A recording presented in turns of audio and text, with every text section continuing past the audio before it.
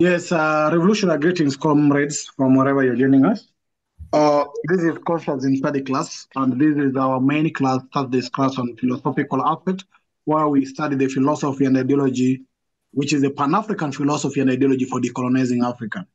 And this is the philosophy and ideology that was actually written, actually prescribed to us by Kwame Nkrumah in his book called Consciousness. So we do meet every Thursday, actually for around 2 hours, to read and critically share our thinking in regards to this book. So feel most welcome from wherever you're joining us, and welcome to our class today. Feel free to say hello from wherever you're joining us, and just say hi.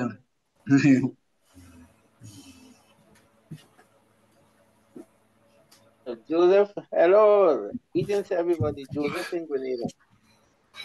Alex, Joseph in Grenada. Yeah, greetings, Brother Joseph. Yeah. Hi, everyone. Pamela. Yeah, hello, Sister Pamela. Hi, how are you? Yeah, I'm good. Thank you. Well, tired, but good. Thank you. Welcome. Hello, everyone. Thank Hello, you. everyone. It's Tapua from Zimbabwe. Is your birthday? Zimbabwe. Oh, Zimbabwe. I thought it's your birthday. Thank you. Welcome, Sister. Welcome, You're Sister welcome. Tapu. Do you know Senator Morgan? No, I don't. Senator Morgan Kominchi is from Zimbabwe. And we also have Sister Linda Masarira from our CSD, also from Zimbabwe. Yes, I've seen Linda in newspapers at places like that, but I don't know her in person. No, I've tagged her in our chat group, in our WhatsApp groups. She's there. She's a member of our class, and I know she's led the politics there. And Senator Morgan Kominchi was a former senator in Zimbabwe and is part of the opposition. So probably you can connect with them so that you can create some good forces over there. Yes, that's a good idea. Thank you. Yeah, Brother Michael, greetings. Yes, Brother Greetings, now you can brothers and sisters. Michael 5X from London. Yes. Greetings, Michael. Yes. Brother Kwame, you can take over. You can start recording. Thank you. The recording is on progress. You can proceed. Recording is on. Okay, thank you. So welcome, brothers and sisters, to our Thursday, Saturday class, where we discuss philosophy and ideology. We welcome you all, and let's remind ourselves that this is a class in which we display professional love for one another, and we're all here because we love we love Africa, and so we love Africans, and we love and respect one another. And so we meet on Thursdays like this, every Thursday, in order to discuss the philosophy and ideology of Pan-Africanism, which Kwame Nkrumah called consciencism. Others say it's consciencism, as in conscience. So thank you all for coming. We started these classes many years ago. It used to be offline first, but we met in a space provided to us by the West Indian Ex-Servicemen and Women Association of the UK in Clapham South in London. And then when the pandemic broke, I believe in 2020, we then moved online. And moving online has really helped us, because it means that brothers and sisters from across the world can join us. And we have someone joining us from Malaysia, join the WhatsApp group, from Malaysia. And so we are very, very, very happy. We're very pleased with how things are going. We now, as you all may know, have opened our own YouTube channel, where we share our recordings, and we made a decision to share the recordings so that our meetings don't just evaporate after the meeting, but that there is a recording where brothers and sisters can go and listen if they didn't attend, or that members of the public can basically go and listen to our conversations and discussions. And so we are very happy that we have moved onto the YouTube. Now we also have Constantism, I believe, recorded as a it's recorded for those who cannot read. We also have that. You can just listen the audio version, or you can just listen. So that is also available. And so we are pleased because the YouTube channels are being visited by more and more people than can attend the class on a Thursday. Because you know that the Thursdays when we hold the meetings, whilst it is evening for some, it is almost going towards midnight for others. It's in the morning for some, it's at dawn for others, and so on and so forth. We also run a Swahili class, which also is shared on our YouTube channel. So this is us. And why did we start these classes? We started this class, it's a long story, but basically we started this class in order to raise the consciousness of our people with respect to the ideology and philosophy required for the transformation of Africa. So after during the liberation struggle, you can start from 1902 all the way to 1945, when Du Bois, A.B. Garvey, Nkrumah, George Padmore, and others, Banda of Hastings, Jomo Kenyatta of Kenya, and so on and so forth, when they all met in Manchester. And that was called the 5th Pan-African Congress. And after which they all went to their colonial territories to fight for the independence of their territories. And as a result of that struggle, Nkrumah brought together the philosophy and ideology that guided that Manchester Conference and that guided the decolonization movement. So Nkrumah brought all that together in 3 books. So there is a philosophical aspect, which is called Constantism. And then there is the continental unification aspect, which is Africa Must Unite. And then there is the economics or development aspect, which Nkrumah called neocolonialism, the last stage of imperialism. So these 3 books are the 3 books Nkrumah has asked us to read. Currently, we've been focused on the philosophy and ideological part, which is the book Constantism. On Saturday, we don't read the book, but we have a conversation which we've initiated around the unification of Africa, which is the 2nd book, Africa Must Unite. The 3rd book, which is the economics, which some see as the most important. Some have argued that is the most important. That's the 3rd book. We haven't started a class as such for that. At some point, we'll make a decision to have a class that just discusses economics and development. But yeah, so that is what we are doing now. So when we meet on Thursdays like this, we discuss, as I said, philosophy and ideology.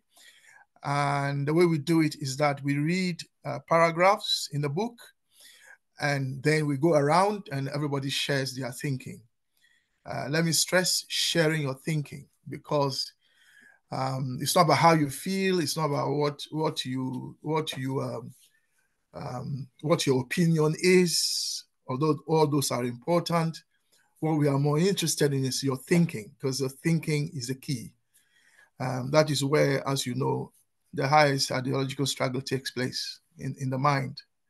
And so we are interested in what you are thinking as you read a paragraph, and then you share with us.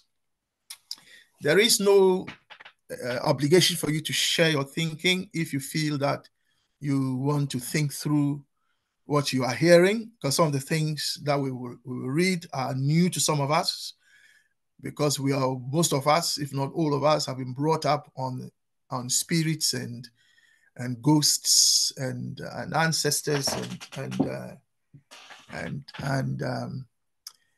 prayers and things like that. In other words, what is usually called the spiritual dimension of things. That is how most of us have been brought up. We haven't been brought up on philosophical materialism and things like matter and the laws of nature and the universe in which we live, what it is and what it is not, and where we must locate ourselves if we are to win the ideological struggle that will enable us win the struggle on the ground and things like that. So those are things that we haven't been brought up on. And especially when it comes to materialism, it's not something we have been brought up on. And the way in which we have been introduced to materialism is its shallow use or its everyday use. When people say you are too materialistic, that's how we were brought up. So that if you are a man or you're a woman, if you're a woman and you want a good husband, you want a good house, you want beautiful children, you want a nice home, and you fight for these things, you are described as being too materialistic. And if you're a man and you want to build a nation, you want a nation, build a nation, you want to have your nice houses, even if it's not for yourself and it's for the people, you are seen as being too materialistic. And yet it is matter is why our enemies came to the continent. They came because of matter, and starting with our land and the resources in our land. That is why they came. And yet we are brought up not to see those things as important. And we are constantly into arguments about God and about Jesus and about Muhammad and about the prophet and all those sort of arguments. Whereas the real issue is land and money, the money in our pocket, our investments and investments in our children, and so on and so forth. Those are relegated to the background, and then we are brought up to see those other things as more important. And some even go further and talk about the fact that we must invest in heaven, where moth and rust do not consume, rather than investing in good homes and nice houses and beautiful things on this planet. So we read and then we share our thinking, and we go around. Everyone shares their thinking. You are under no obligation to share your thinking if you don't want to. You can pass. We don't usually raise our hands because everybody will talk anyway. But if you feel you want to share something that is important, almost like a point of order or a point of information, feel free and raise your hand and speak. We respect everybody here. Everybody's thinking is important. Nobody is less important than another person. All of us here are equal as Africans, and we share our thinking equally as Africans. We are not saying that everybody's thinking is correct. Sometimes your thinking could be your own thinking. It doesn't mean it's correct. Just as, for example, if you say that 1 + 1 is 4, well, that is not right. But we will listen to you, argue, and tell us why you think 1 and 1 is 4. We will respectfully listen to you, and when you share your thinking, we will listen respectfully. If somebody else has a contrary thinking, they will also share it. We try not to get into vociferous arguments, although this is the place for that. And even when we argue different viewpoints, we do it respectfully and out of love, because we love ourselves, don't we, as Africans? People say we don't love ourselves. Some say we have trauma. They say we have trauma. We have traumatized people. We have a problem with ourselves. We don't love ourselves. We're always fighting ourselves, and so on and so forth. But we in this class start from the assumption that as Africans, we love ourselves, we respect one another. And yes, there can be differences between us, but that is not a reason to start insulting people, calling them names, and so on and so forth. So the time is 20 past 7. Now that I've laid down that groundwork, let's proceed. Let's remind ourselves that there is our comrade DJ, Mr. P. He is a radio DJ. He has a radio station, and therefore he's been here is helpful to us in terms of taking presenter, and a presenter. Yeah. Thank you. And then we also have Brother Carrington, who is our resident physicist, in the sense that for those who don't know, physics or physical theory has a large part to play in conscientism, because we are dealing with things to do with matter and the physical world. So primarily, therefore, sometimes we need to understand some physical theories, and but our brother Carrington, who is also based in Kenya, also will help us with that. So thank you all for coming. Brother Pigeon, who is listed there as conscientism class, who is our host. He is our, I would say he's a co-chair of conscientism, but for me, he's almost like the general secretary. He looks after everything. He looks after all of us. So thank you all for coming. We will proceed with the reading. We did read the first paragraph last week, and we went into it. We looked at the second skeleton history of philosophy, which basically was chapter 1. This is where we've come from as far as the philosophical heritage of the world is concerned. And we noticed there that there were only two main philosophies, idealism and materialism. Materialists say that the universe is made up of spirits and matter, spirits and ideas, and materialism say that the universe is made up of matter. We saw all that, it went through all that, and so on and so forth. The key point there was that philosophy has living roots in human life and human society, and that is why we are looking at this, because if you are going to fight an enemy, you have to have the right perspective to fight the enemy. If you want to do combat, you have to train yourself. You have to be tuned up there in your mind, in your body as well, of course, but also mentally. And so, so we shall read the paragraph. By the way, we take the reading in turns. You don't have to read if you don't want to. We encourage everyone to read because it's good for your engagement.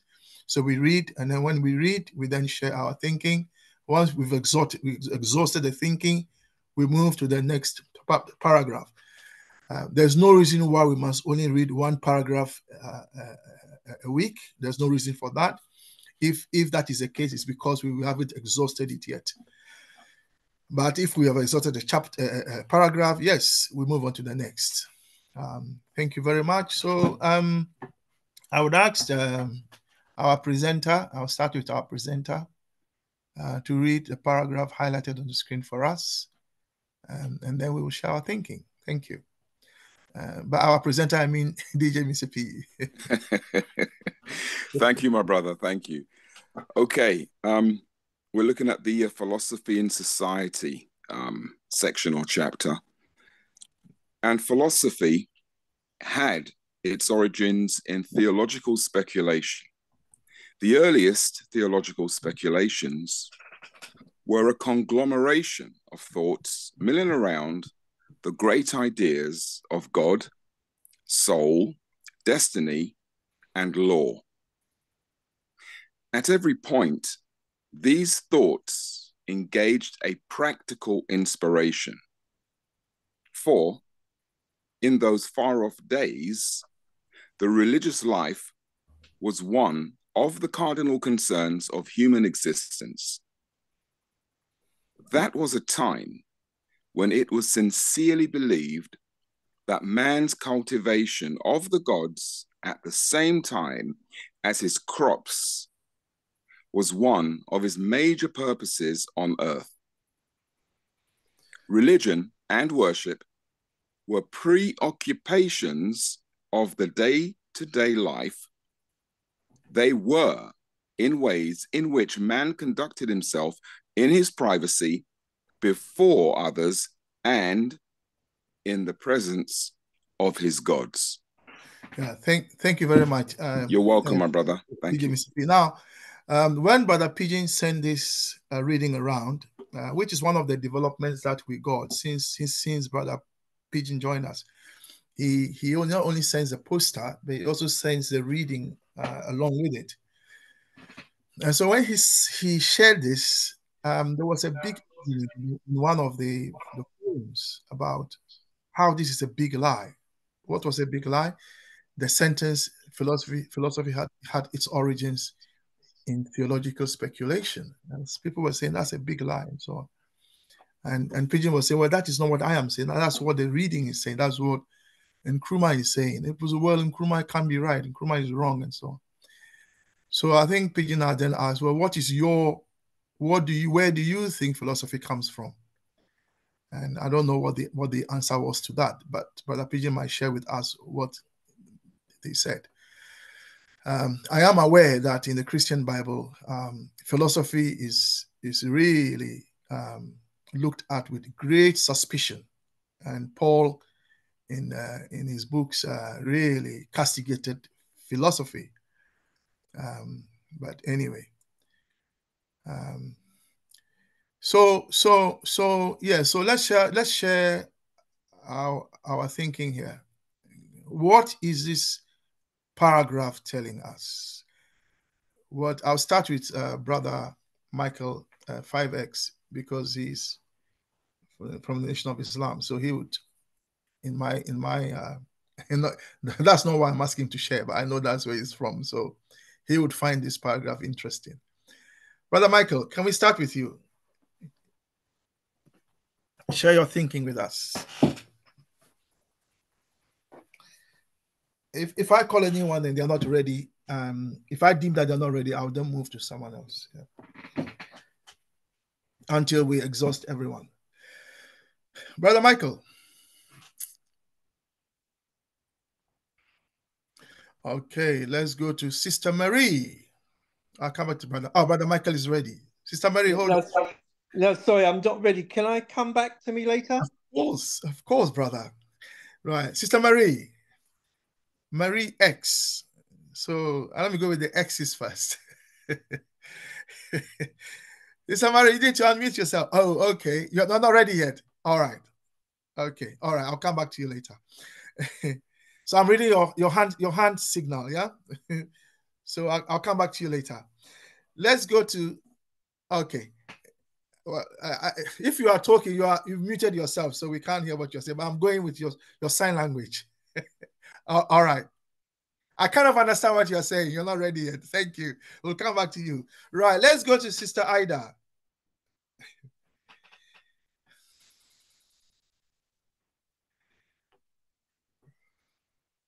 I think she said she would be here, but she's not here because she's tired. All right. Is this something in the chat? No, she did speak to us in the beginning. At the beginning. Okay. Said, all right. And said that she's on, but she's not on.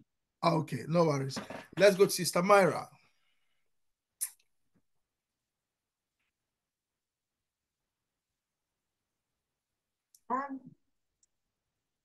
I feel like it's just saying he's trying to describe what he thinks was the where philosophy originated from, and is saying that in his view it originated from it trying to explain religion and God and the ideas around faith. or religion in those days. I can't hear your problems, Tamara. I don't know if it's just me, because my internet plays up sometimes. But you might want to come I think I'm to having the mic. I think I'm having internet network problems at the moment. Yeah, I think it's her line. Okay. Anyway, you carry on. We'll do our best to listen, yeah, to hear you. Go on. Unless you can't speak at all, which is different, yeah. I think I'm having network problems. We can hear you better now. It's fine. You carry on. Oh, I was just saying that I think he's just trying to explain the origins of philosophy, and he's saying that probably it probably came out of trying to explain religion and faith and God in those days. Okay. Yeah. Okay. Thank you. Now you notice that the paragraph starts with philosophy had its origins in theological speculation. Now notice that Nkrumah makes a definitive statement. He's not saying that that's where it probably comes from. So this certainty on his part will come from his own study, because he did a degree in philosophy. So Nkrumah had degrees in philosophy, education, and education and theology. So just make note of that. So sometimes when he's speaking, if you like, with some authority, because he studied the subject. Right. So thank you, Sister Myra. Sister Mary, you have your hand up. So let me come to you first before I continue. You might want to unmute yourself. Right. Yeah. Sorry. Yeah, I was just about to write into the chat, but I'll say what I was going to say anyway. So basically, for me, philosophy is akin to inner and spiritual processes and thought.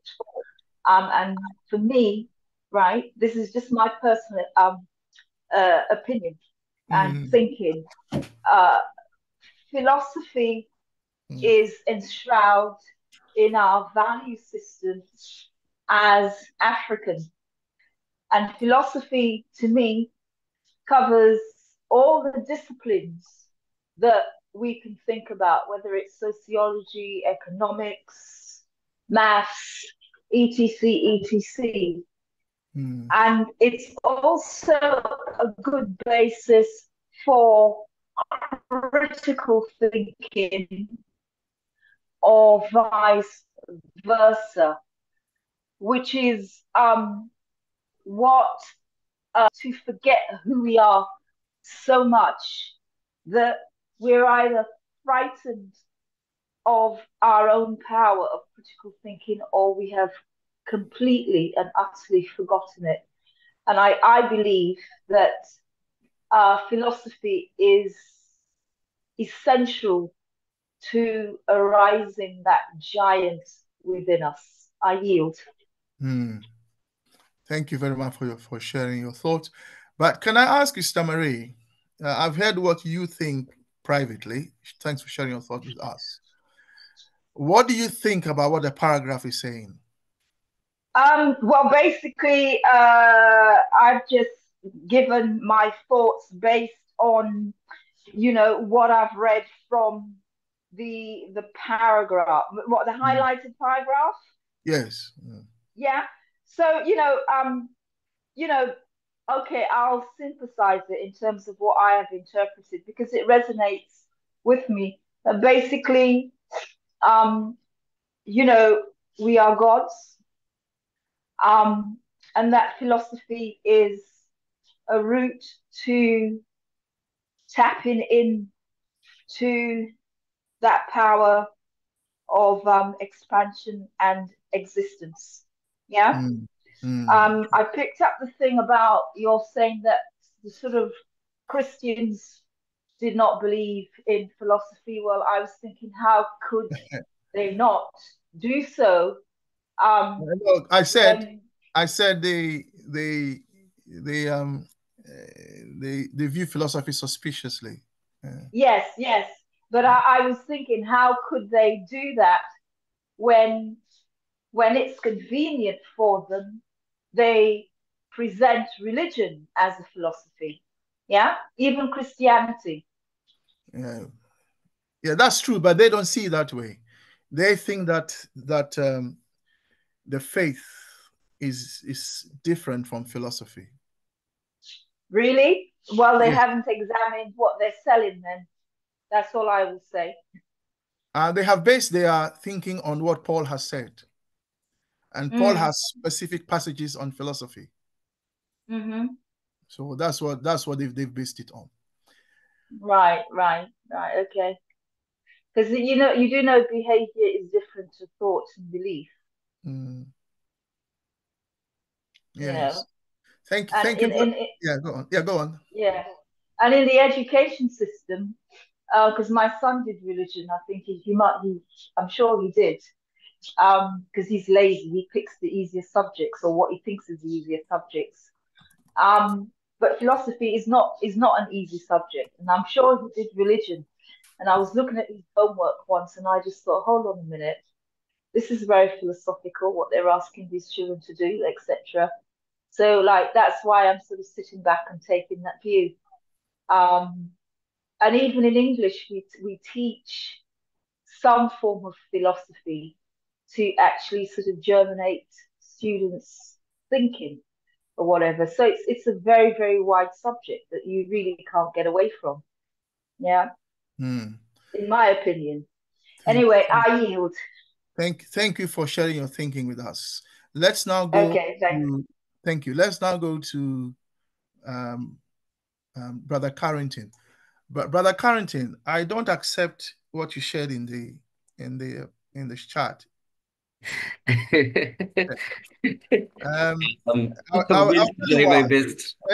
I'll tell you why. Now that we're getting to philosophy, I'll be quite useless. I'll tell you why I disagree. I don't agree, because then you are implying that the philosophy that we are getting into is different from the philosophy that we looked at earlier, which is materialism, which is not the case.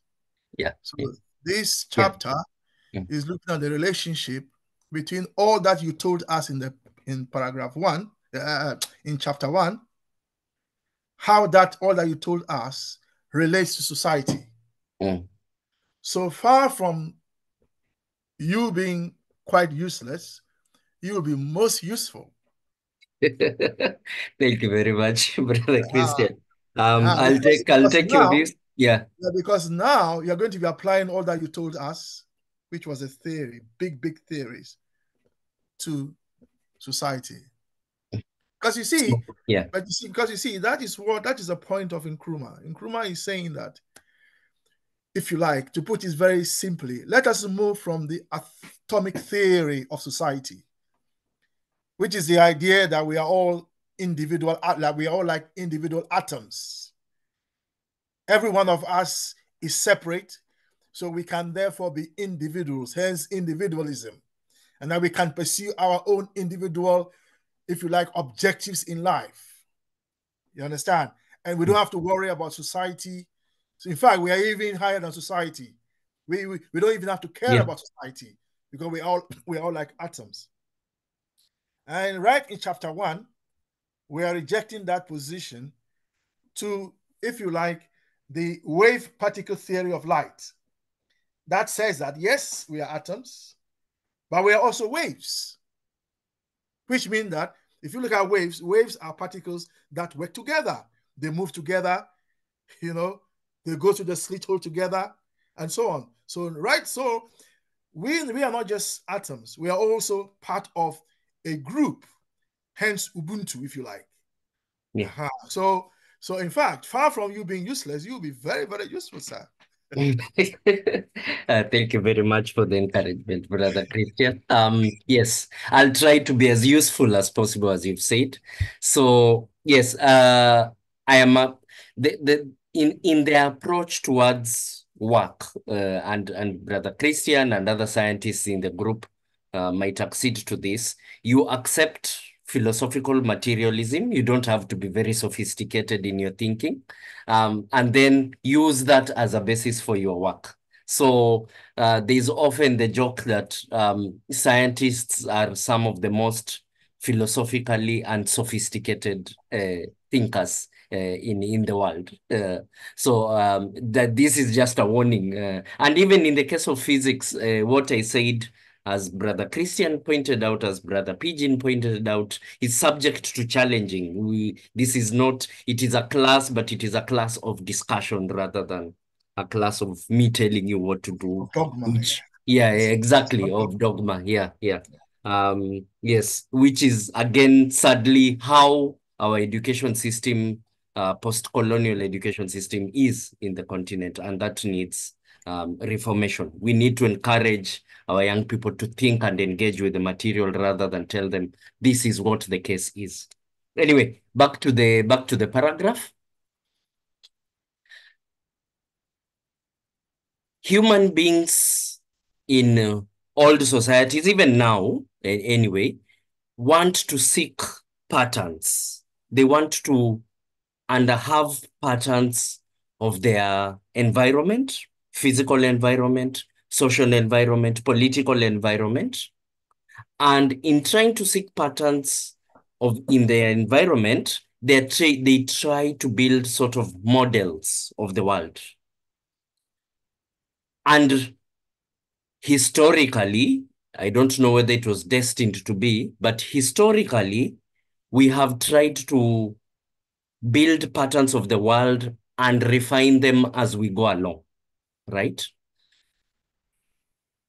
So this is what we call knowledge, by the way. So there is information, there's stuff that you get from the environment, and knowledge is how you distill that information into a very, very simple set of statements that can help you describe your world, essentially.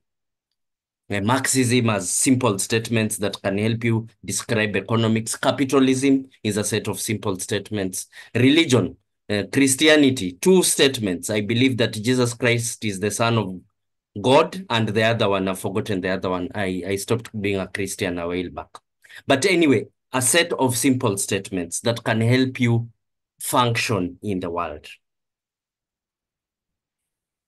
What I understand the Osajefo to be trying to say is that this set of simple statements that can help you understand and act in the world, dealing with origin, dealing with justification for law, dealing with our destiny, your personal destiny as a human being, and our collective destiny as a species, was born out of the same sort of plate with the religion. Because why is this the case? Because we did not have enough tools to interrogate nature, mathematical, instrumental, physical tools to interrogate nature. And these stories are even in our ancestry. The talking rabbit, the talking lion. We read these books. We read these books to our children. We read these books to our younger ones. We are trying to ascribe a soul to everything in the universe. And that is the essence of religion. That the universe has a soul, and that soul is God. Animals have a soul. Human beings have a soul. And the interactions of these souls is what defines law. Is what defines religion. And that is why Moses, the lawgiver, is very close to Moses, the prophet. Moses, the philosopher, is very close to Moses, the lawgiver, and Moses, the prophet. It is the case in a Gikuyu culture. Our founding ancestor was called Gikuyu. It is the same thing. The lawgiver and the prophet are essentially one and the same. Why? We are trying to find regularity or impose regularity where regularity does not exist, because we need stability. And that is why religion is tied very closely to the practice of philosophy, at least in ancient times, for all societies, not just the Greeks. Philosophy is not something that came from Greece. I'm sure Brother Christian and many of you have more to say about this than I do. But it is tied together with religion implicitly. And this tying together with religion, they're trying to make sense of our environment, determined the lives of our ancestors. Because to them, this was part of their universe. It was part of their reality. And therefore, our ancestors spent as much time worshipping and using these models in their minds. You can call these models religion, philosophy, spirituality. You can change this, you can interchange these words in this period to make sense of their life. And this is why it was important to them. This is why they spent more than half their time participating in religious, spiritual activities. And this is what I think the passage is saying. Thank you. Thank you very much, our resident physicist. Now let's go to brother DJ Mr. P, who did the reading for us. So you've had time to think through what you read, brother. Can you share your thinking with us? Thank you. Yeah, I've had a bit of time to think about it, and here's my thinking quite succinctly. Philosophy is about thinking. Religion is about believing and following. The problem I have with religion is that there's a lot you cannot actually question because it can't be explained. And you're not encouraged to think with religion. You're just encouraged to believe and you follow. And that's it. So in my opinion, my humble opinion, anything that encourages you to exercise and use your brain, I think is actually a good thing. So philosophy is something that really should be considered a priority in one's everyday life. And that's, I will yield there. Can I ask you a question? Sure. Are you suggesting that if I've thought through something and I've decided that the way forward is just to believe, are you saying that is not philosophy? Well, the way that everybody does something is their way of or their way of doing things, and what they believe is their philosophy. Yeah, but putting this in context in terms of what philosophy is, if you're just going to just believe, then I wouldn't say that's a philosophy. No, it's not just about believing. It's more about thinking. It's more about applying thought. It's more about hence my rationality. Hence my question. If I think through something and my thinking leads me in terms of action to believe and move forward, is that not philosophy? That is philosophy. That is philosophy. I would say that is philosophy because actions come from thoughts. Thank you very much for sharing your thinking with us, DJ. You're welcome, my brother. Let's go to Sister Pamela, please.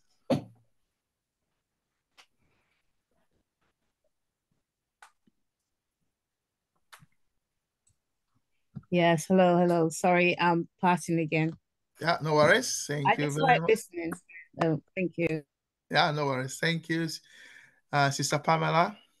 We love you very much. Let's go to Brother Joseph.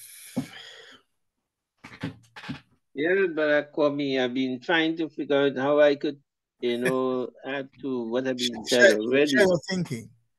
No, I'm sharing. I'm saying I've been thinking about how I could translate or transform my thinking based on all the things that I may think I know. For instance, Please do. for Please do. instance, when I hear the word religion, I think about some what the essential meaning some. Let me just finish. No, that's okay. Yeah, go on.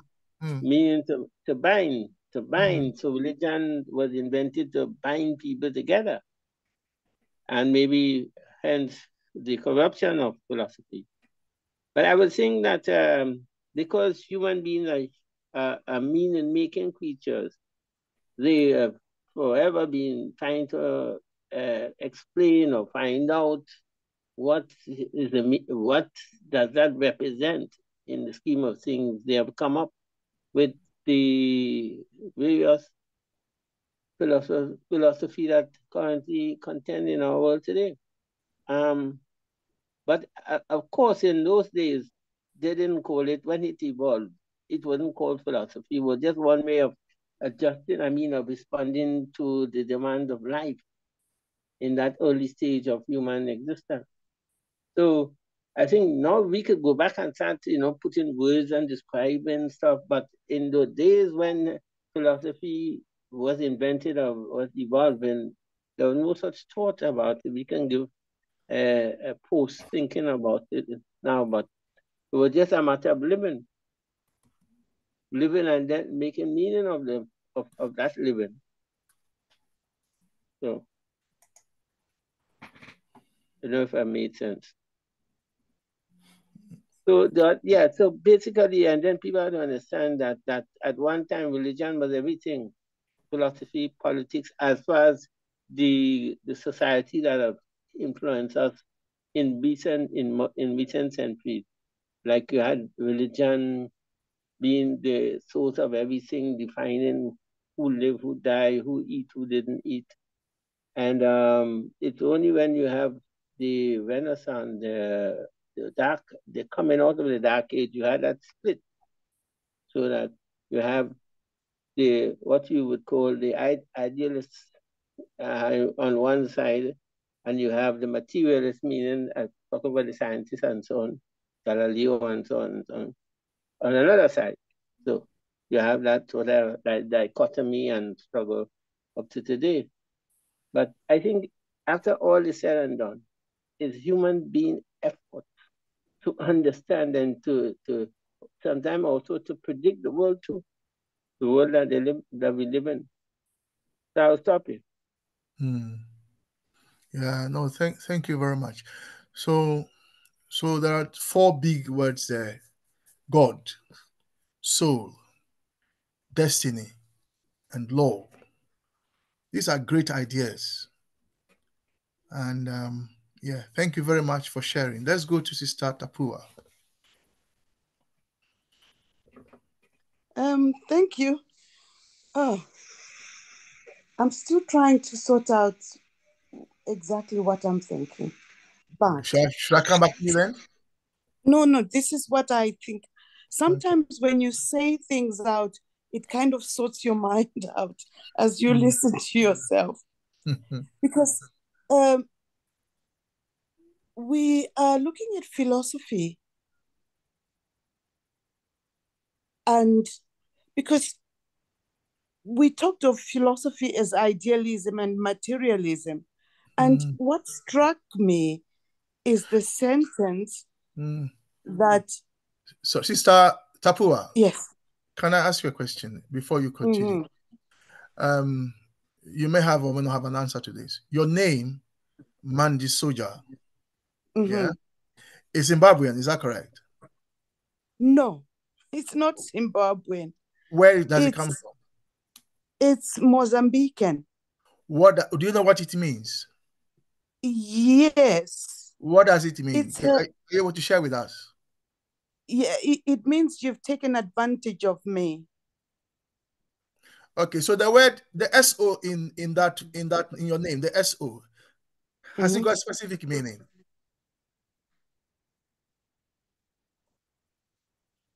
The name is supposed to be Mandisosa.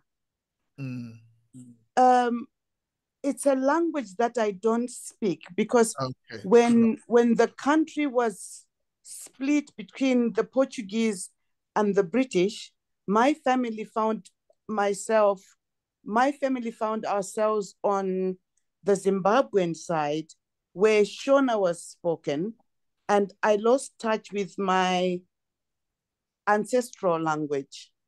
I've just got to know what the meaning of the word is, but I don't speak the language. Therefore, I'm not able to zero in on. I shall be pleased if you could find that out for us.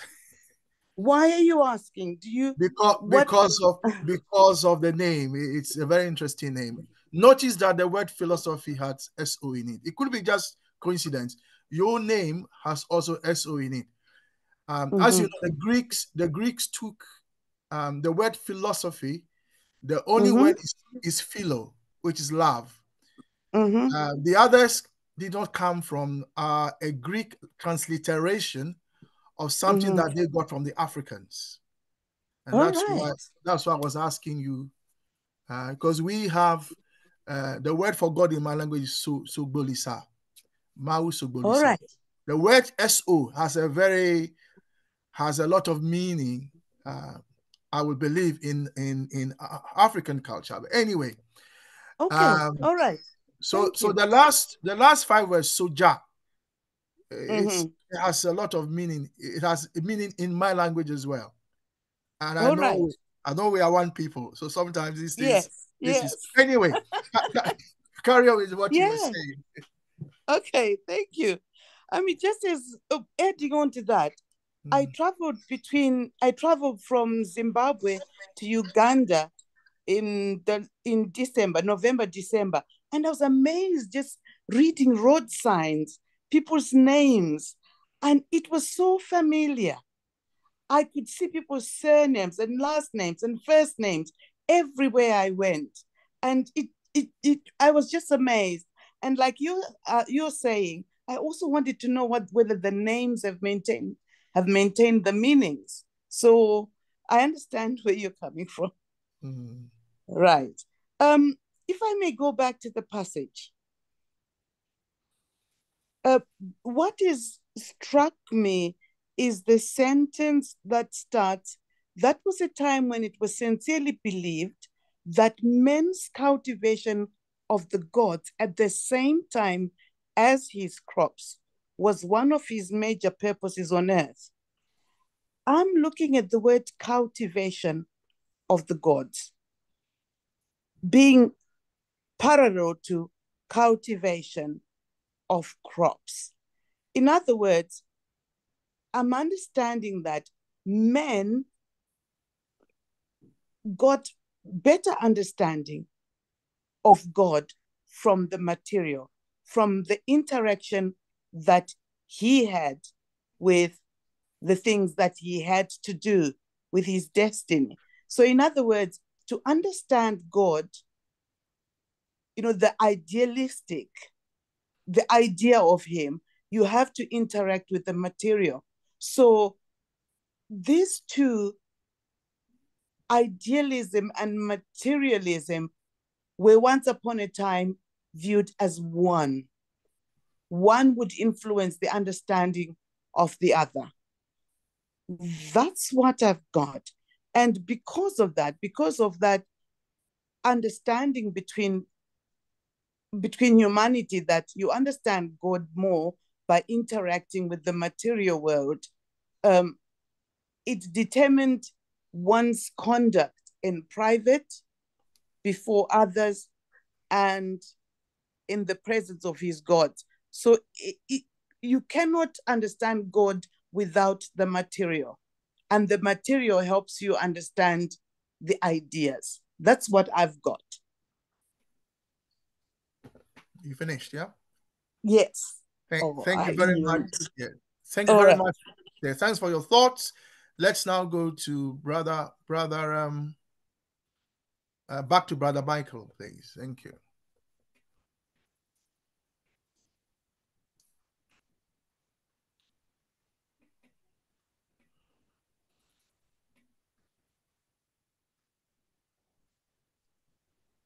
Yes.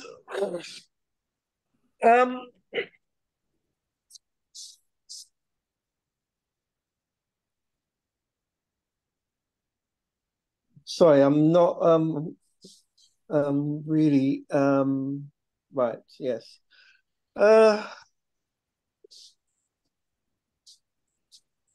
Yeah, I mean it's for me he's stating something that is one of the obvious things that man has done.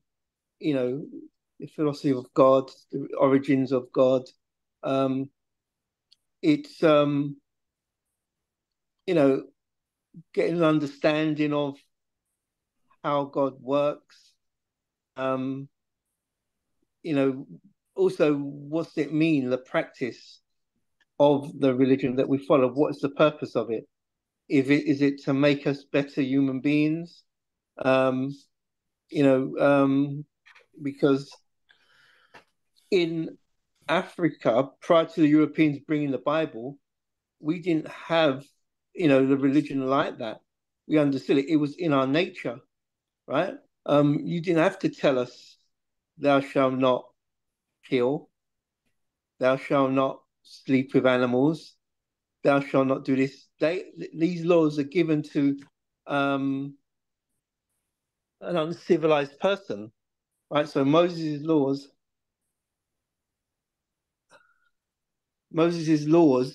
you have to look at the condition of the people, and if we take it that the Europeans, had the Bible, and in that Bible they're given how to behave,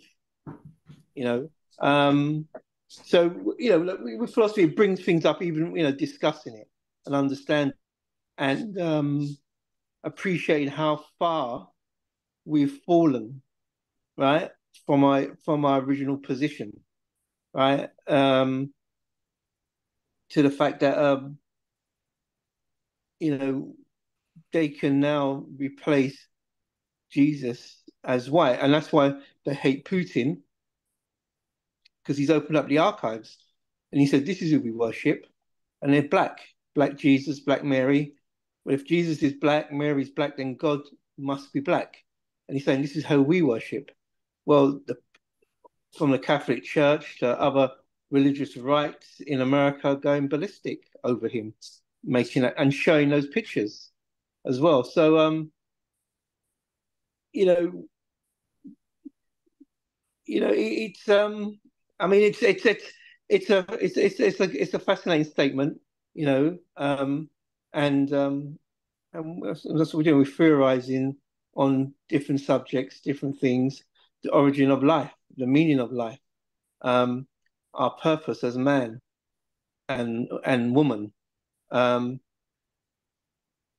Because if you look at the religious books, they're like a manual on how to live as a human being, right? But when it was in our nature, we didn't need no book, because we come from the direct line of God, right? So we didn't need a manual on how to live. We didn't need someone to tell us, you shouldn't do this. We knew it because it's in our nature, right? But yeah, I mean, it's a fascinating statement. Thank you. Thank you very much. Before I go to Brother Pidget, let me go back to Sister Marie. Sister Marie, I have a question for you. Are you ready?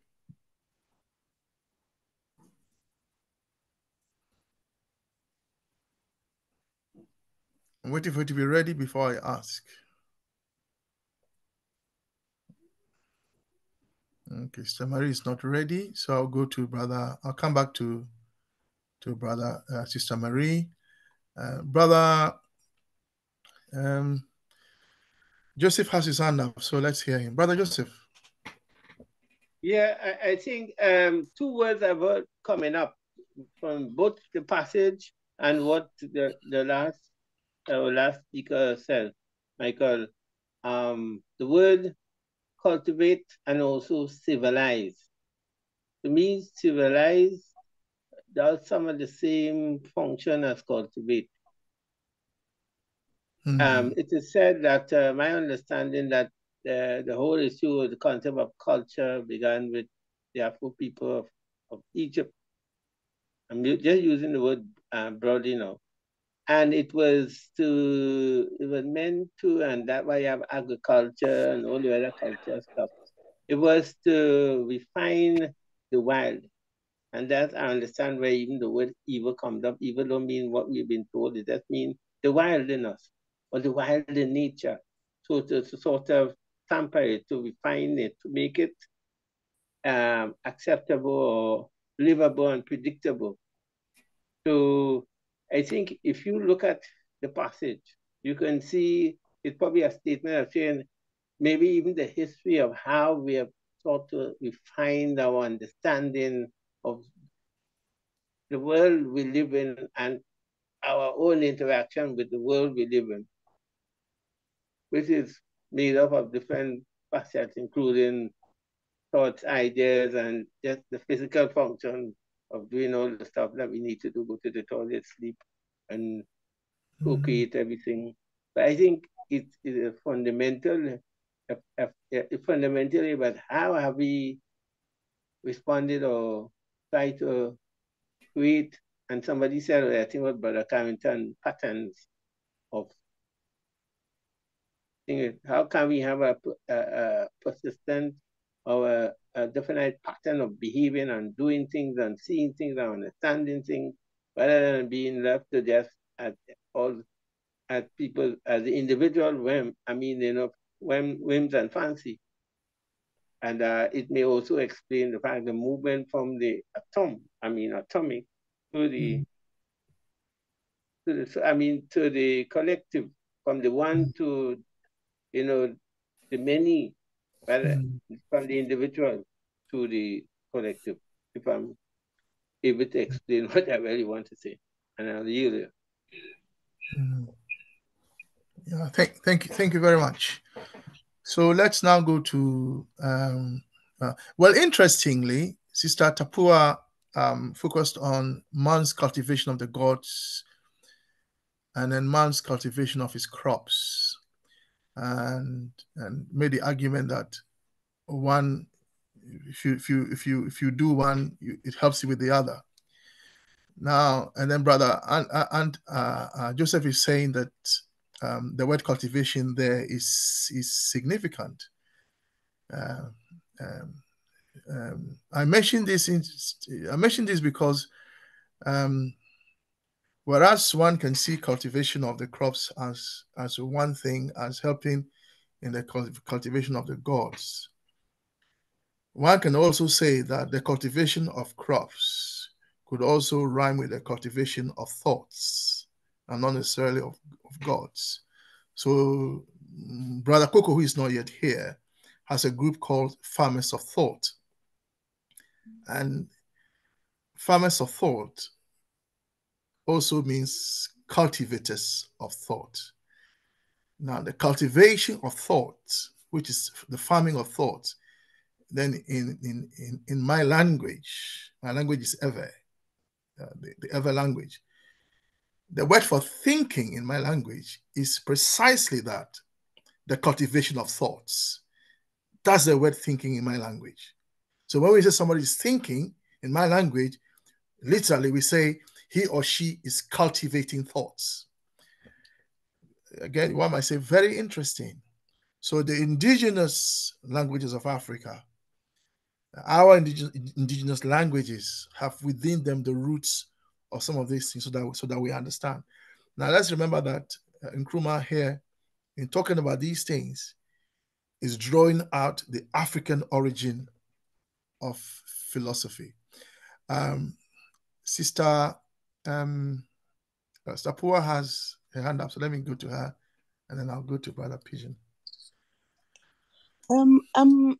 I'm just following up on what you just said about God. And I'm wondering, because it says here, I think it's the third line, it says the great ideas of God. So whilst we're cultivating, we develop ideas. And in that is where God is, because God is an idea. Not according to the idealists.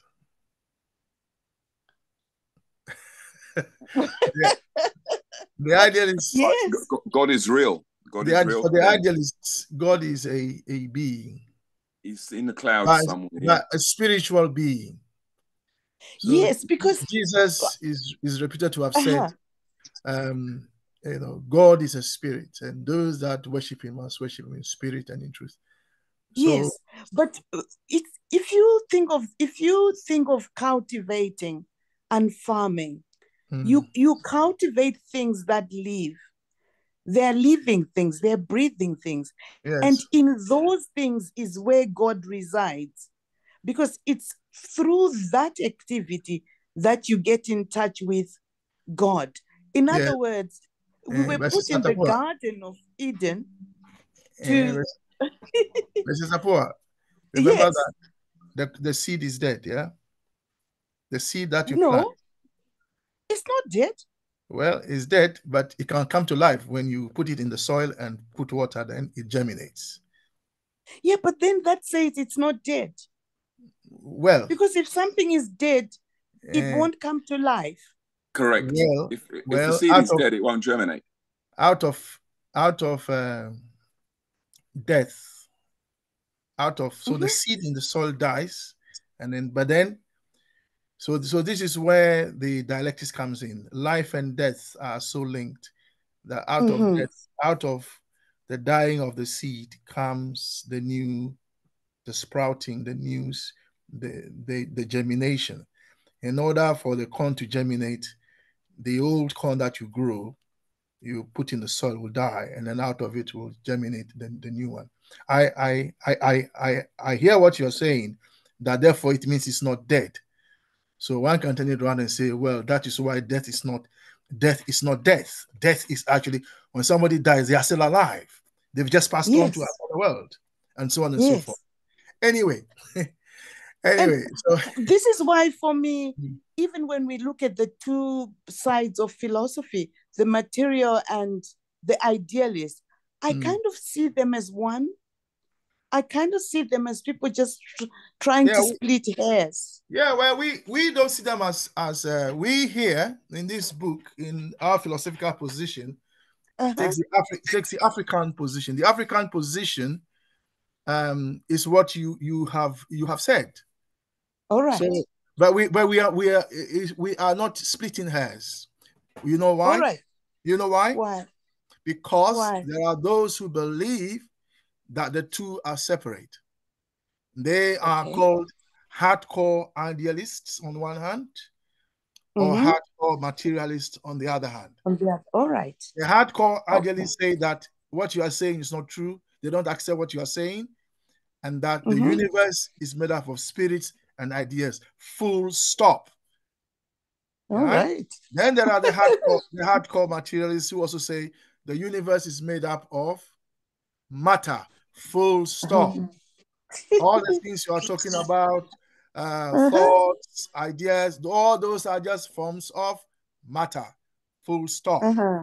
They all matter. So these are the two dialectical positions, and those two groups will not see eye to eye. Okay. Yeah? Then comes the African. And we are saying that we do not believe in hardcore idealism. And we do not believe in hardcore materialism. So we here are not splitting hairs. Okay. We are taking the African position. Okay. Yeah, I appreciate it. Thank you. Well, thank you also. Let's now, but Joseph, did you put your hand up again, or? Yes, I put it up, but it's interesting how the way the conversation is going, because... Can you pause? Let's hear from the pigeon, and then we'll come to you. Okay, all right. Thank you. It's been interesting to hear from what other people think. Basically, I want a bit to understand what is philosophy. And the general understanding I get is the love of knowledge or wisdom. So for you to love wisdom, which means you must seek wisdom. And then somebody, as you said, somebody asked, or he said that philosophy is asking questions, while theology is telling stories. Of course, from what I get is theology is trying to understand nature, either they call it in divine aspect. But then the seeking of knowledge from the first line of the statement, the seeking of knowledge had its origin in understanding of nature, the so-called theological speculations, how people wanted to understand nature. But you see, those theological speculations or understanding of nature were based on ideas. Of course, there were thoughts, and what you said that we have the mind, which is not the mind, the brain, which is the primary matter. Then the thinking or thoughts come as a secondary or a derivative or conversion status of matter. Is matter in a different state? So it says that that theological speculation, which means the speculations about the universe, were coming out of thoughts or ideas. And those ideas, as sisters said, were, of course, the ideas of God, soul, destiny, and laws. And that says that, and still bring us to the aspect that God, soul, destiny, and law were purely ideas. They are things that were made up of minds, somebody thinking. So they are basically ideas, which still we cannot refuse that ideas do not generate from some matter. Because idea, you cannot think or have the thoughts if you don't have the brain. Or some says that, of idealists think that you can have ideas without the brain. Basically, the part of the brain. So you can have ideas. And then we ask, where do the ideas come from? If they have to come from the brain, and that's why I see from the third sentence, it says that at every point, this thought enjoyed a practical inspiration. So people got excited and inspired with the absence or the presence of God as they try to understand nature. So anything that they could not understand, that's why the aspect came that God was a supernatural, which means it was beyond nature. And as they say that in the religious life, that was the concern of human beings. So everybody wanted to understand, how did this exist? And anything they could not have answer to, they could base them on ideas. And they say the scientists or the physicists or the other side of materialists wanted to have empirical and rational understanding. And that's why they put into place scientific aspect. And scientific aspect is what also you see materialists enjoy a lot, apart from logical tools or logical conceptions like how you can construct the existence of God in your brain, or how you can even reduce that to something like a soul or destiny, was actually to be backed up with some scientific justification. The scientists could not actually just have what I call lazy mind by saying that, yeah, because you don't understand this, maybe supernatural being somewhere doing this. And that's why you see most of the time when there were maybe mistakes in the family or somebody maybe that's what they could call taboo, they could go out and maybe sacrifice some animal and they believe that the God is pleased. Well, maybe like, let me say when people had something like leprosy, the skin issues, they could believe that was supernatural thing. But the scientists could go an extra mile to explain why somebody could develop such condition, which actually the idealists do not enjoy or do not give space to. Then I'm seeing the last part, as he said, of course, the cultivation of gods and same as cultivation of crops. And this then actually brings us to the aspect of crops being, as Sister said, of course, the primary matter. Then in cultivation of crops, what do we get later? We get, of course, harvesting and anything else. And this then connects God to nature, which means the understanding of God is basically the understanding of nature. If you can understand the nature, then that should be the understanding of God, you see.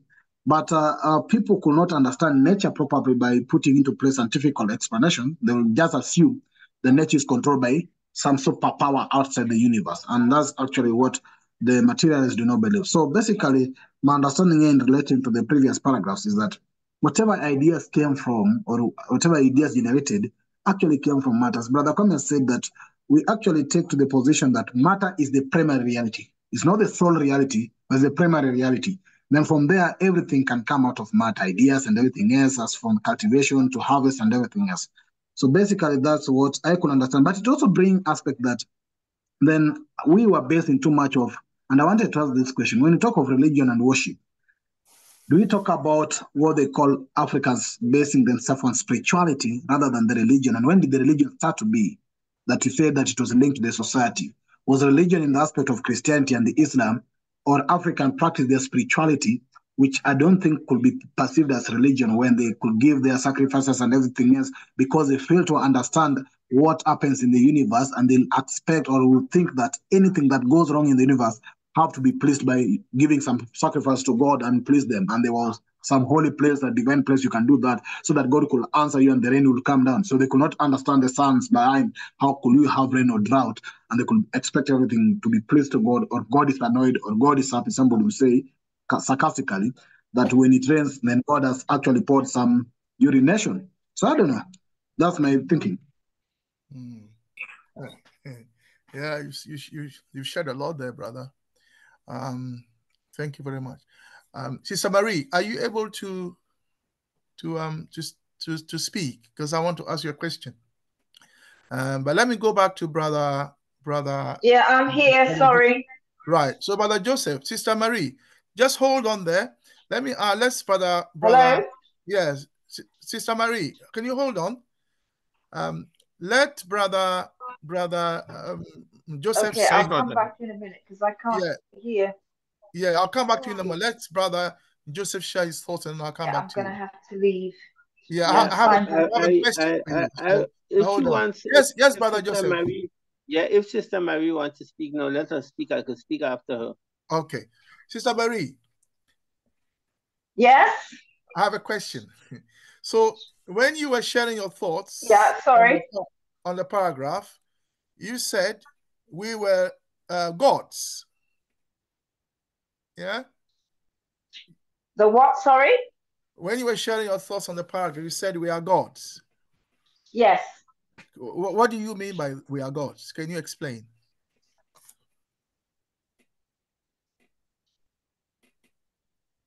Well, are we not? I mean, in collation of all the other things that has been said in terms of our ability to create, in terms of our ability to cultivate, in terms of our ability to think and transform that thinking into ideas, internalize or externalize, expand, to other living things, and basically determining our destiny by our thoughts, by our conduct, and like Michael X said, once upon a time, we didn't need these things written. It was in us in terms of exactly how we, are supposed to behave. And I personally believe that the reason why we have been put through the horrendous stuff that we've been put through as a people is to actually negate that God within. And yes, God is an idea, but to me, God is energy. Yeah, that permeates, us and others, that transcends, that transforms, etc. And there might be a creator, all right, who activates that. But remember, we were made in the image of God. And therefore, if we're made in the image of God, it stands to reason that we may also have been given the spirit of God, the capability of God, etc. All these things might have been delegated to us with authority. I yield. Right. So thank you for your answer. So to summarize, what is God? Just to summarize for us. When you say we are gods. What is God? No.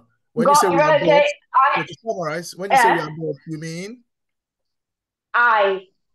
We. I am because we are.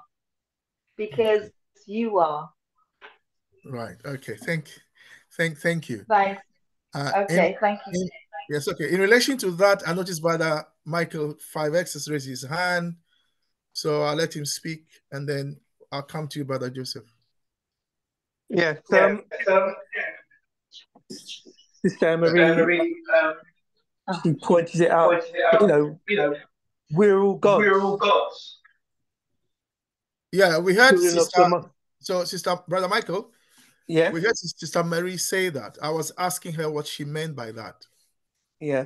Well, for me, you know, God is in the Nation of Islam. We have constant conflicts with our Orthodox Muslims, right, brothers and sisters, right, because we are taught that God is man and man is God, right? When we read the Quran, it says, "Say He, Allah is one. He's all independent. He begetteth not, nor is he begotten, and there's none like him." If you listen to all those characteristics, they're all of a man, right? You know, right? The terminology is in a male tone. So if I said him over there, you're not going to look for a dog. You're going to look for a man. So all the wording is of a man, of a human being. What we say that the supreme being is a supreme human being. We can't fathom him. And when he created us, or he created the universe, he put himself in every one of us. So in every one of us, we are God. That's why if we need something, we can produce it. We need a cure for something. Somewhere on the earth, a man or a woman will produce it, right? Because in us is God. Is how we tap into that, and that cultivation that Brother Kwame is talking about is we've got to cultivate within us. That seed that you said of God is us. It's dead, technically, until we cultivate it, till we bring it to life. Then we can produce things. How can we produce God-like abilities if we're not conscious of who we are? So when we we say in the nation, we're all gods. The Bible says it in David, Psalms, he says, "Ye are all gods, children of the Most High God." When Jesus is on the ship and the storm comes, and the disciples get scared and they wake him up, and he'll unbask them for waking him up, because what have you've been with me all this time. You could have stopped the storm, right? Because Jesus, when he says God is a spirit, but a spirit can only dwell in a man or a woman, right? So Jesus is called the Son of God, not by the flesh, because God didn't come down and get Mary pregnant, right? God is not, a pedophile, right? He won't break his laws. Mary was a young girl, a young woman, right? Right? But Jesus is declared the son of, because if you go to the Bible in Matthew, it gives you the history or the genealogy of Jesus. And that book should be the shortest book in the history, because it should just say God. But it doesn't. It goes, he's the root of David. He's the seed of Jesse, right? He's given his genealogy, right, of Jesus. So genealogy means his lifespan. And God doesn't come into it, right? But then he's declared the Son of God by the holiness of his Spirit. So it's what makes him Jesus' connection, because he could do those miracles because he's connected, right? So all the laws that we understand that exist in a three-dimensional world, Jesus wasn't acting on that. He was beyond that. He can control time, fourth dimension. He can tap into the quantum field, fifth dimension, right? But he was saying, but that's all in you, all in me, all in everyone on this call. We have this power to do that. It's how we choose to cultivate that seed that's already in us, right? Whenever we think of doing something wrong, we'll hear a voice, right? There's a voice, a self-accusing spirit, will speak to us. No, you shouldn't do that. Yeah. So, Brother Michael, to summarize, then, it means what? God is us. God is me. God is you. God is sisters. God is in everything. That powerful God is whether we tap into it. It was a phrase the minister uses about functioning gods. All right. Right? All right. Thank you. Okay. Yes, sir. Thank you very much. Let's go. Sister Tapua has her hand up, and I'll go to Brother Joseph. Sister Tapua, you have your hand up again. Yes, thank you. Yeah, Right. and I'll go to Brother Joseph. I put my hand up following on, I think there was a comment or a remark that was made that Africans found themselves trying to explain things like the drought and attributing it to the gods not being happy. I'm actually amazed as the West begins to catch up with Africa, because we knew that if you do not respect nature, if you cut down trees, we didn't quite put it down as cut down trees, but we knew there were consequences of doing certain things that would result in something coming back to us as a way of letting us know that we've not done things the right way. This is why I think we have all this climate change, and people are beginning to think they know it all. And you've got Australia up in fire, and yet the Aborigines used to try and tell the Australian government that the reason why we do certain things, we've always done them that way, but they didn't quite put it in words that the West would understand.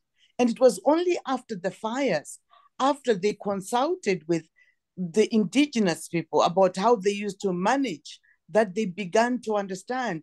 So I think we're coming back to that.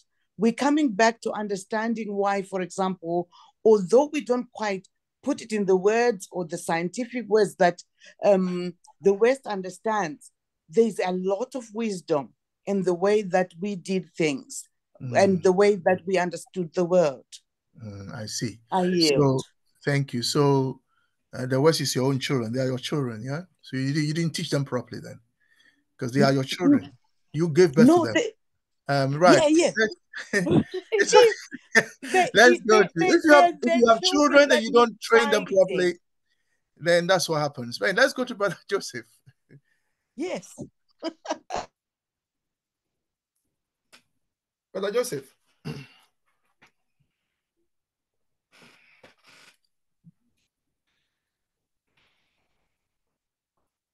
You are unmuted, so you can speak. Hello?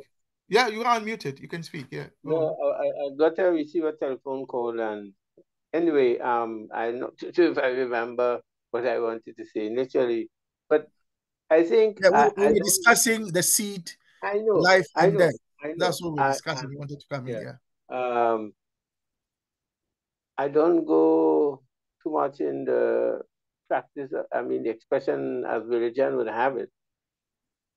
But I think if we're able to reconcile or cure that conditioning we have had from young, for instance, when we were taught that, okay, from the time we were taught the differentiation between us as children or as a child or a being to other beings or other entities in our surrounding and in our internal world, we would have difficulty. And I can hear it, I can feel it. For the people maybe have not taken the time to really examine deeply enough how we are really trapped by the concept, by the images. In fact, recently I heard an early African man, maybe American, was saying that one of the problems we face as people, as African people, or people in the world in general, is that the Europeans, they colonize everything, include images, they colonize the image of God, and also a lot of things that we are struggling is the images, the ideas, the concepts, which sometimes we kill for, which is our only concept, only ways of trying to explain phenomena which science and others are bringing to the fore now in a more practical way. Remember what happened to Galileo. He brought things a little further in terms of deepening our understanding, but he was imprisoned. He was terrorized for that. So while it says have been useful, what the Europeans have given and others, we have to really go back to what come back.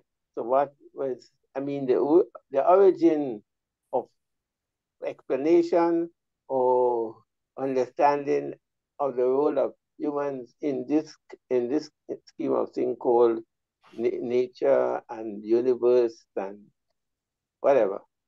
But it's something, if we are willing to give up some of the long held concepts and let's see over the hill that there's another way to understand without being contradictory in our, or dichotomous in our thinking. You know, we can see the whole in the parts.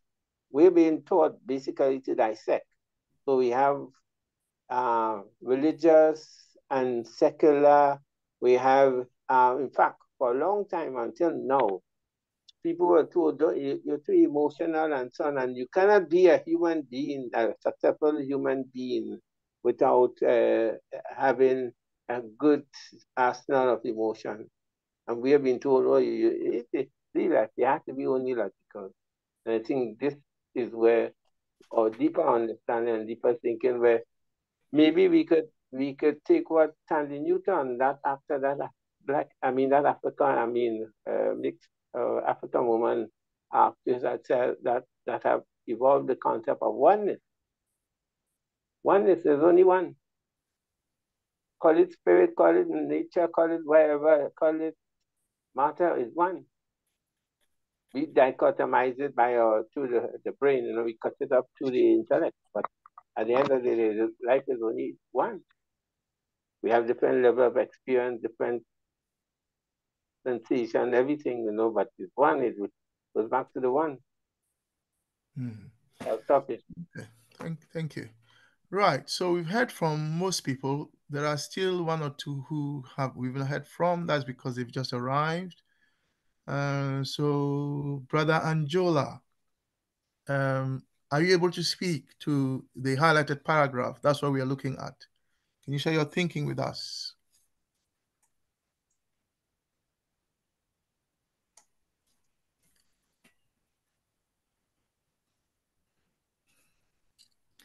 So the highlighted paragraph. Hello. Good evening. Good evening. Okay, so what I feel from the paragraph is... Good morning, wherever you are. Yeah, go on. I think, first of all, we need to understand about practical inspiration. We need to understand about how our inspiration helps us to build on our human existence based on cardinal constants. So when I mean cardinal constants, I mean you need to understand the points. You need to understand what people cultivate. You need to understand their purpose, because their purpose helps us to determine what do they want to hide and what do they not want to hide. And the presence of the value makes them to understand what kind of God they preach to.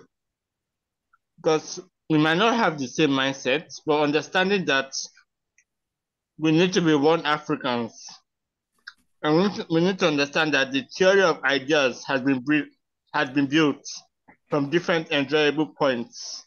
So that is what we need to use to build on cultivational rules of law, in order to make sure that the earliest rule that was built on theological maintenance is being speculated, and this will also be of help to the 21st century analysis of conduction before others, and also based on the time of sincerity that the person is building a particular soil or a particular project upon. Thank you. Thank you very much. So I think we've heard from everyone now, so we can move on to. So everyone has shared my thinking as well, and the last speaker, Brother Anjola, has drawn our attention to what I would have drawn our attention to. So I don't need to say much. He said that let's focus on the practical inspiration. In other words, if I may add, let's remember that the whole point of philosophy for us is our existence, is how do we transform our existence, and how do we deal with our problems as human beings, as Africans. And our three problems as Africans are liberation, we are not completely liberated; unification, we are not unified; and finally, development. Our resources are not being used for the benefit of the majority of Africans. Those are our three big problems, and those are the ones we want to solve. And those are of practical nature. So let's bear in mind that when we're looking at philosophy and society, we are looking at how we can solve our three big problems using philosophy. That's all I will add to that. Let's go to the next paragraph, which reads, even much later than ancient times. Brother Pigeon, can you read that for us, please? Thank you. Or even much later than ancient times, even as recently as the Middle Ages of Europe, other concerns of life were tyrannically subjected to the religious concerns at the instance of the clergy. The insistence. Or at the insistence of the clergy. Economic concerns without which the clergy themselves could not have survived were required by them to be confined within the limits of human sustenance. To transgress these limits was in their eyes to indulge greed, and so to hazard their disfavor in this life and the divine disfavor in the afterlife. Thank you very much for that. So we've read the next paragraph. Are you able to unhighlight the one highlighted by the Pigeon? Yes, I can. And then highlight the one that we've just read. Can I tie it to that small paragraph that follows? Or? Yeah, you can. Yeah, that's fine. You can also then you can highlight the. Yes, I'm doing that. Yeah, do that. So, yeah, go on. Suitably, therefore, the chief. You mean the next one? The one next to it. Yeah, okay, yeah, read it. Yeah, suitably, therefore, the chief concern of philosophy continued to be an elucidation of the nature of God, of the human soul, of human freedom, and of kindred concept. Thank you. So that kind of wraps it up there. Can you highlight those for us? Yeah, okay, so yeah, you carry on whilst we hear what people have to say. Let's start with Sister Tapua. I'm not ready. Can I pass, please? That's fine. That's fine. So yeah. So right, Brother Carrington. Thank you very much. So we have moved from sort of, let us call it prehistoric times, where we have animism, where animals have souls, trees have souls, etc. We are moving to a much more agricultural society. We have had this debate whether the cultivation of crops coincided with the cultivation of thought and the delinking of philosophy from religion. My perspective on that is that this, yes, occurred, but it occurred in separate cultures. The Greeks were, for example, able to do it more efficient, and the Egyptians were able to do it more efficiently than other cultures. Other cultures were unable to separate these two things, thought and systems of thought, systems of philosophy, and systems of religion. And now we are moving into Europe, Europe after the collapse of the Roman Empire, right? And the Catholicization of Europe. Let us say the Christianization of Europe, because later on England would come under their own system of Anglican churches and the Orthodox in Eastern Europe. Nonetheless, this very tight clamp of religion on thought is maintained for various reasons.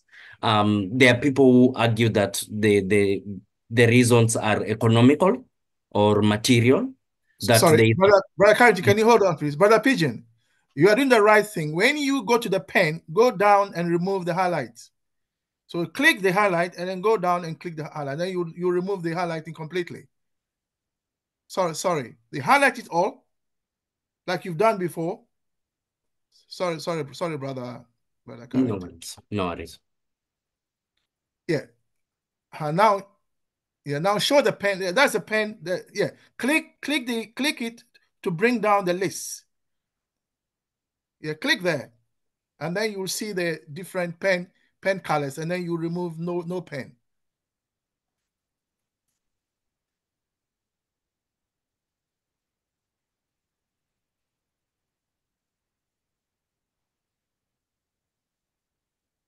Okay, just proceed.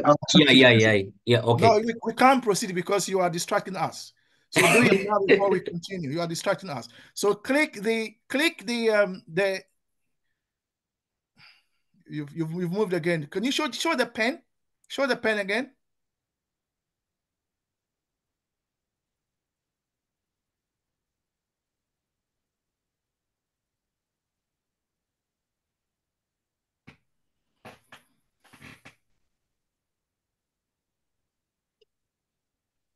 Proceed, Brother Kwame. Okay. All right, leave it. Okay, then you leave it then because you are distracting us. All right. Okay. All right, you leave it. So we will deal with the one in blue. Is it blue or green? Yeah. Luckily, it is also highlighted, so it's fine. Yes. Carry on. So thank you. Yeah. So, do I continue? Yes, please. Continue. Yeah. So anyway, hold on, Carrington. Brother Pigeon, yes. Can you remove the box to the right because it's covers some of the text? Thank you. All right, carry on, Brother Carrington. Yes. Sorry about that. So, sort of a culture of historical materialists, let's call them that, argue that the formation of a noble class, which essentially preys on the working class, what we call feudal societies, needed religion to inculcate or instill or maintain order in society and justify their privileges, essentially. The need to justify privileges, that is one of the functions that religion served. So, as you all know, there is a warrior class, a noble class, a liturgical class, a religious class, and the peasants, everybody else. So Europe is not really an equal society. And therefore, the noble and liturgical class need to explain why they are on top and the peasants are in the bottom. And they use essentially Christianity to explain this. And that's why the stranglehold maintains. Remember also the warrior class, the noble class and the liturgical class, the theological class, are the only people who are allowed to read, because these very intricate concepts are beyond the intelligence of the peasant class.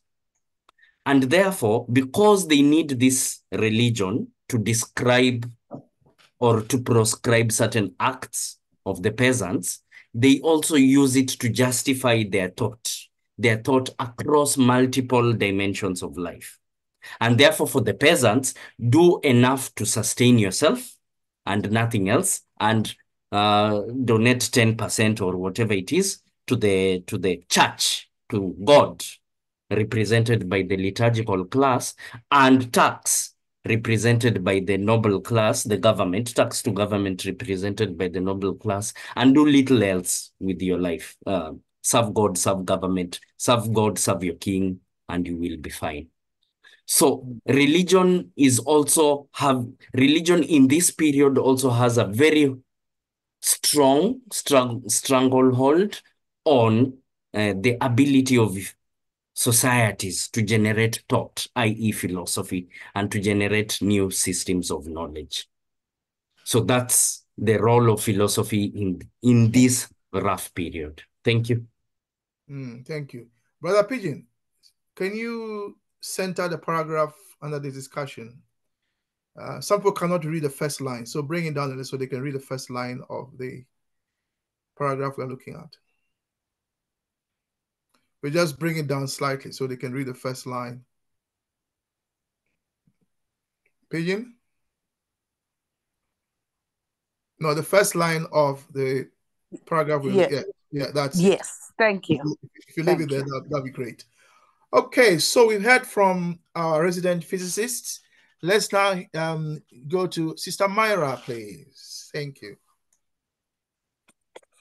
I think it's the first thought that came to my mind was it sounds like the elites of the time were using religion to kind of like what Brother Carrington has just said, by using religion to justify their elitism, and they even extended it to exploiting the peasant classes economically. And this makes me think this was eventually extended to colonialism, because they said that we didn't have souls, and they said that we didn't understand anything, so they had to civilize us and help us and save us by teaching us Christ. And yet all the time they just wanted to build their economies. So I think for me, I just see a running theme here that it's interesting that it started then, and it so continues. It continued to colonialism and so continues today, the exploitation, the use of religion to subjugate and colonize and control. Yeah, that's all I have. Thank you very much. Yes, the head of the state in England is also the head of the church. So thank you for that. Let's go to Brother Carrington. Sorry, Brother Pigeon, sorry. Okay. Thank you. Well, for me, it's just that I think we are now seeing the camouflaging of religion and how now it's being used as a concept now for some specific group of people, and with the specific, of course, intention.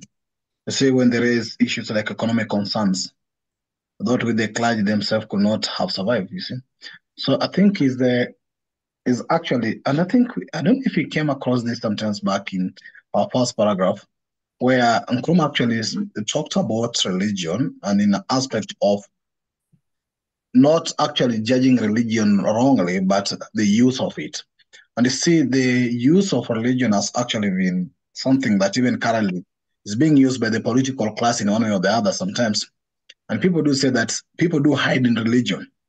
So they try to use it for different issues. And especially we now put at the practical aspect on these economic concerns, actually, if you have to put in African context, how economically also the aspect of religion has either in one or the other used to actually either exploit or even divert our economic attention to what is primary or what is matter, and how some other people have also used it, not actually for the purpose of religiosity or being spiritual now, but for the purpose of economic exploitation. So that's what I see as a big issue here in the aspect of the change of that use or misuse of religion. And I say sometimes as their disfavor in this life and the divine disfavor in the afterlife, and also how it's being used sometimes. So basically, me, that's what I'm getting, the practical aspect of this. The second paragraph, I might not be able, I need sometimes to speak to it, but not now. Thank you. Thank you for your thinking. But Sister Ida.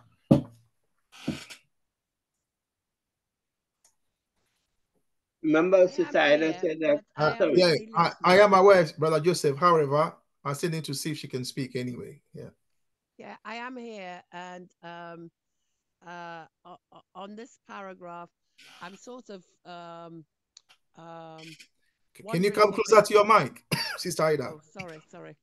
I'm wondering if it's really about it sounds more like bullying. I know it's economic bullying, and I think it's the difference between those at the top and those at the bottom is what it's really talking about. And indulging in greed, their eyes to indulge greed, and so hazard their disfavor. So I think to me, it's all about bullying and people being at the top and using people, I think. So whether it's the kings or the knights using their powers to subjugate others and just stay at the top or make them work. So I think that's what it's talking about. I'm not sure that I listened to what Brother Carrington said, and I thought, oh yeah, of course, this is what we've always taught about. But and also I think the elitism of people sending their children to learn a way of bullying other people so that they can stay at the top of a class system. So all about classes and stuff, I think, is what I'm hearing. But that's it. I'm listening. So. Thank you very much. Let's go to Brother Joseph, please. Yeah, I think it says much later than ancient time, even as I'm not saying even as the Middle Age. Yes, but not even only in the Middle Age. There is still the residue of that happening even now. We had a situation, probably I want to apply. We had a situation in Grenada where a priest had been, he had been suspended because he criticized the group for not saying a word about the Catholic Church of not saying a word on behalf of Gaza. So they said to him, look, we have rules and you've gone out of line. So yeah, they very much, the clergy and the church, the religious, they have a lot of power. Apparently, to me, although power seems to have been, shared between the different sectors, the clergy and the noble, and which was probably evolving to what we call the capitalists now and so on. Still, very much there is a kind of understanding between these folks. And you see it in the so-called developing countries or former colonized countries where the role of religion in activities of the state. When you have a function, it must include that is a must. You must have some church to give it the blessings and whatever. But certainly an understanding of how ideas evolve and who was behind it is a fundamental, and how it become enforced. You would understand even how the situation with Haiti came about, the role of the church and the state to wipe out and to demonize even the local practice of spirituality. So it's always society. People have been falsely led to think that society is something that just happens just like that. It's been structured and also continue to be reinforced by the activities of that society or that nation or so. Because, for instance, in Barbados, you have a situation until recently, I don't know if the situation have changed. They have 0.5% of the Barbadian population who are whites control most of the economy, over 90% of the economy. It's not as oppressive as what happened in South Africa under apartheid, but still it is. It has been until a long time, and it hasn't changed radically. So, of course, and then you had the Anglican Church in Barbados, make sure that everything was in order. Anyway, I'll halt it. Well, thank you very much. You bring us to the end of the class today. We can't hear any more thinking on this paragraph. Those who haven't spoken, we will proceed with yours on Thursday next week. Okay. So thank you all for coming. Brother Pigeon will make some announcements, and then we'll bring the class to a close. Thank you. Brother Pigeon. Thank you very much for this session today. We appreciate your time and, of course, your thinking. And we invite you to continue joining us as we proceed with our reading. This is what you do. We might be so slow, so fast for you, but we actually want to engage in deep critical thinking and understanding of this philosophy, because it is actually the tool prescribed to decolonize Africa for the purpose of liberation, unification, and development of Africa. So please keep joining us, and we appreciate your time, and keep inviting more people to join us. This Saturday, we are looking forward to actually finish the Haiti part as we had agreed previously. So we are trying to do the Haiti part 3, which should be the way forward and the future of Haiti, and invite you to this discussion, as we'll be having some people from Haiti, and the presenter who has been joining us for some time will also be here. And basically what we're looking for is the future of Haiti in general, the future of all Africans where they're struggling, and what is the proper resolution we can put as a people, our progressive Pan-Africans, in order to help the situations in Haiti and across part of where Africans are suffering as well, and globally. So thank you very much. Next Thursday, we'll proceed from this part, starting with the next paragraph and then with this paragraph. So without wasting my time, it's already late. We appreciate your time and see you next session. Thank you very much. Thank you. Great, thank you, guys. Thank you. Yeah, Everyone. good night. See you. Bye. Take care. Bye-bye.